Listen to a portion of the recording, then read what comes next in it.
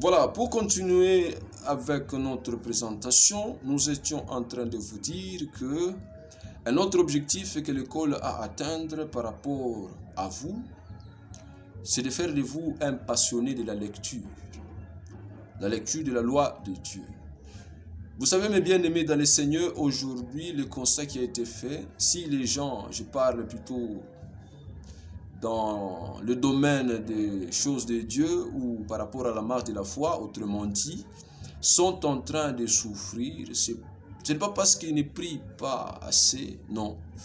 Ce n'est pas parce qu'ils ne gênent pas assez, ce n'est pas là la raison. C'est parce qu'ils ne connaissent pas Dieu suffisamment. Je vous dis, il y a des gens qui ne connaissent pas Dieu. Ici, quand je parle de la connaissance de Dieu, je parle de cette connaissance que Dieu a mise à la disposition de tout son enfant. De tout son enfant. Si vous n'avez pas cette connaissance-là, c'est vrai, vous allez connaître, vous allez avoir une vie là. Hein. C'est vous qui allez appeler ça une vie spirituelle. Mais en vérité, ce n'est pas ça. Bien-aimés, nous ne sommes pas orphelins. Nous ne sommes pas des orphelins. Qu'est-ce que je veux dire par là? C'est-à-dire qu'on ne manque pas de modèles dans la marche de la foi. Nous ne manquons pas de modèles. Alors nous ne sommes pas cette génération avec laquelle les choses commencent ou ont commencé. Non. Il y a nos pères, nos aînés qui sont là. Et les consulter, c'est une bénédiction. Je répète encore, nous ne sommes pas orphelins. Parce qu'il y a des gens qui font des choses comme si ces choses-là ont commencé avec eux. Je vous donne l'exemple de la prière. Déjà dans Genèse chapitre 4, verset 26, on nous parle de officiellement la première fois où les hommes ont commencé à prier. De la première génération avec laquelle la prière a commencé. Donc, vous qui priez aujourd'hui, retenez que la prière n'a pas commencé avec vous. Alors, un peu de sagesse, consultez ceux-là qui ont commencé cette activité avant vous. Ils ont des choses à vous dire. Ils ont des notions à vous transmettre. Le problème aujourd'hui, c'est que les jeunes d'aujourd'hui ne consultent pas les aînés. C'est ce qui est dangereux. Voilà pourquoi vous échouez en cascade. Vous pensez que si vous commencez quelque chose, c'est vous les pionniers. Ce n'est pas ça. Nous ne sommes pas orphelins. Alors, faire de vous un lecteur de la Bible, c'est un objectif que nous allons atteindre. Vous allez réaliser combien est-ce que lire la Bible, c'est bon. Combien est-ce que par la lecture de la Bible, Dieu nous visite régulièrement. Combien est-ce que la connaissance de Dieu est une conséquence dans la vie de tout celui-là qui s'expose à la lecture de sa loi. Bien-aimé dans le Seigneur, il y a des choses qui ne changent pas dans votre vie parce que vous avez des manquements. Et tout manquement n'est pas forcément comblé par la voie de la prière. Tout manquement spirituel que vous avez n'est pas forcément comblé par la voie de la prière. Il y a certains manquements que la prière, auxquels la prière, par la prière, voilà, Dieu répond, et certains manquements sont liés à la connaissance de Dieu. Alors, si vous ignorez ces choses, vous allez avoir une marche de la foi extrêmement compliquée. Mais béni soit le Seigneur qui s'est organisé pour que de telles choses, telles que les choses que nous sommes en train de faire et les autres, puissent être là. Et nous bénissons le Seigneur pour ça.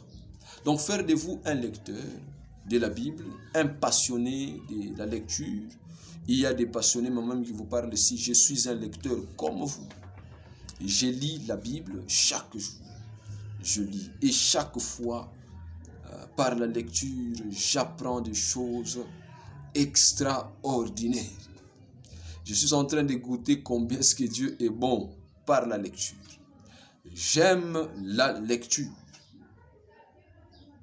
Oui, bien-aimé dans le Seigneur, et vous aussi, vous allez finir par l'aimer.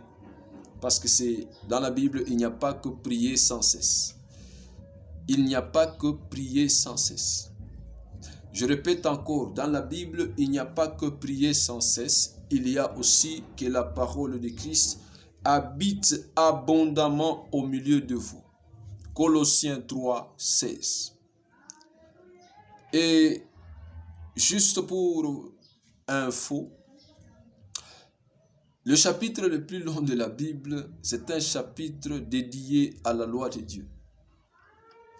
Le chapitre le plus long de la Bible, c'est un chapitre dédié à la loi de Dieu.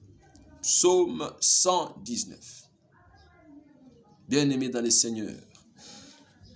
Oui, un autre objectif, bien-aimés dans le Seigneur, puisque je vous ai parlé de 3 objectifs, faire de vous un disciple de Jésus, faire de vous un passionné de la lecture, bien-aimés dans le Seigneur, et aussi par l'école,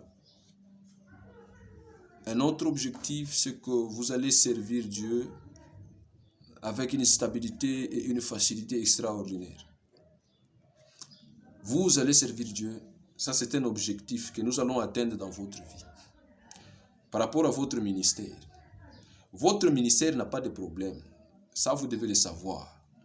Le ministère que quand Dieu nous le donne, lui il est parfait. Mais c'est à celui qui reçoit le ministère qui doit être dans certaines conditions pour voir son ministère s'exprimer dans cette perfection. Voilà.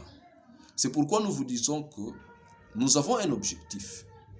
C'est de vous donner tout ce qu'il faut pour que vous puissiez voir le perfectionnement de votre ministère. Pour que vous puissiez contempler le parfait de votre ministère. Donc vous allez servir Dieu facilement, dans une facilité étonnante. Vous allez servir Dieu facilement. Vous ne direz jamais que l'œuvre de Dieu est difficile. Jamais. Vous direz aussi comme Jean, lui, il a dit ceci, l'amour de Dieu consiste à garder ses commandements et ses commandements ne sont pas pénibles. Ça, c'est Jean qui a servi Dieu avant vous et moi. Vous ne direz jamais que l'œuvre de Dieu est difficile. Le Seigneur lui-même, le propriétaire de l'œuvre, parce que la Bible dit qu'il y a plusieurs ministères et un seul Seigneur. Celui-là même qui vous a donné les ministères que vous avez. Il a dit ceci, mon joug est doux et mon fardeau est léger. Prenez mon joug, prenez mes instructions et vous aurez du repos pour vos âmes. Ça, c'est le Seigneur qui a dit ça. Donc, vous allez servir Dieu. Ça, c'est une garantie. C'est un objectif. Vous allez servir Dieu dans une facilité extraordinaire. Et vous en témoignerez comme nos pères qui nous ont précédés ont témoigné que l'œuvre de Dieu est extrêmement facile. Et moi qui vous parle ici, je ne vois pas de difficultés. L'œuvre de Dieu est facile. D'ailleurs, le terme est clair. L'œuvre de Dieu. Vous n'êtes qu'un instrument. Jamais le marteau ne se plaint auprès de celui qui le manipule pour lui dire que non, non, non, non, non. Je dépense beaucoup d'efforts. Non, lui, il est un instrument. Le marteau, c'est un instrument. Il ne dépense aucun effort. L'effort, c'est de celui qui le tient. Bien-aimé dans le Seigneur.